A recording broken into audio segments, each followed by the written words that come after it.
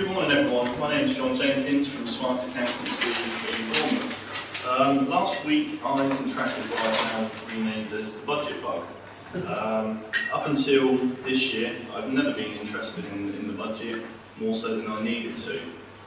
The main reason being is I was always an employee, so other than thinking about how much more tax and national insurance I was going to pay, I didn't really need to think too much about it. But now as a business owner and a business employer, and also an accountant to other business owners, it's really important that I know exactly what's going on and how that affects other businesses. And if I'm honest, I actually kind of enjoyed it in some sense. I never thought that I would admit to that, because anyone who knows me knows that tax isn't really something that I'm that interested in. However, there's a few things that that come out of the 114-page budget report, and obviously we don't have time to go through all of those, which you'll be pleased to know. So I've just picked up on three things that I think are worth mentioning. They're not headline things, but they might just slip on the radar. The first one of these is something called low-value consignment relief, and this is where all of the big boys moved over to the Channel Islands so that they could import CDs, DVDs into the UK. Anything under the value of £15, no VAT. Okay, from the 1st of April, that's actually going to go away. So the reason I'm mentioning this is, A, it's good for small business because it gives them a platform to go up against the guys that save the money in the Channel Islands, but also, if you've got birthdays coming up, or you're sad enough to think about Christmas, you've got 3 days. Go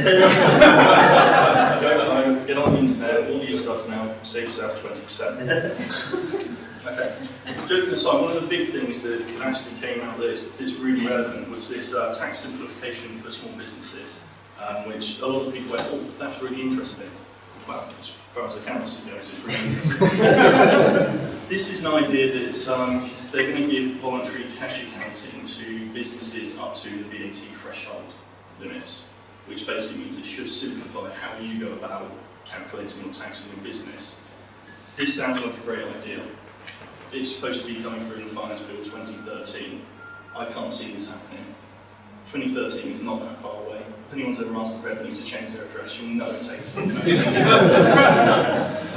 So, there's lots of stakeholders that need to be consulted on this process, so I think it's going to be quite a while before that, if ever, comes to fruition. One of the reasons I don't think it will happen, particularly next year, is that there's the implementation of real-time information, which if anybody in the room is an employer, is something you need to be aware of. From next year, rather than submitting an end-of-year PAYE return, you'll have to do it on a monthly basis. This means the revenue will know every month how much PAYE and NI you should be paying them. Whether you pay it or not is up to you, but now that they know that information, you will be penalised and you will get charged interest on it. So if that's a source of credit that people are using in their business from next year, that's going to be a costly exercise for you. And last but by no means least, is research and development tax credits. Now, this is something that most small businesses don't take advantage of. Normally because the rules can be quite complicated, but also you just don't think that it applies to you. The thing with the R&D tax credits is that for small businesses now, you can actually get up to 225% tax credits for allowable R&D claims. So for every £1 you spend, you could get back £2.25. It's offset against corporation tax. If you don't have a corporation tax liability because you've made losses, you can actually get that in cash from HMRC, or you can offset it against PAYE. Okay? It covers a whole multitude of costs, from employee costs, utilities, software, subcontractors' costs. It's not just for people in white coats working in labs with safety goggles. It's research and development. It covers things such as improvement to processes and procedures. It's enhancements to products that are already out in the marketplace, or it's practically new products or services that you bring into the marketplace. All of those things could qualify. There used to be a £10,000 limit. From the 1st of April, there isn't a lower limit. Okay, so if you work in any sort of area where you think that you're actually enhancing something that's already out there or bringing something new to the market, take a look at the R&D tax credit, because there's potentially £2.25 for every £1 you spend to get back. I think that's something that's actually quite valuable at the moment. Okay.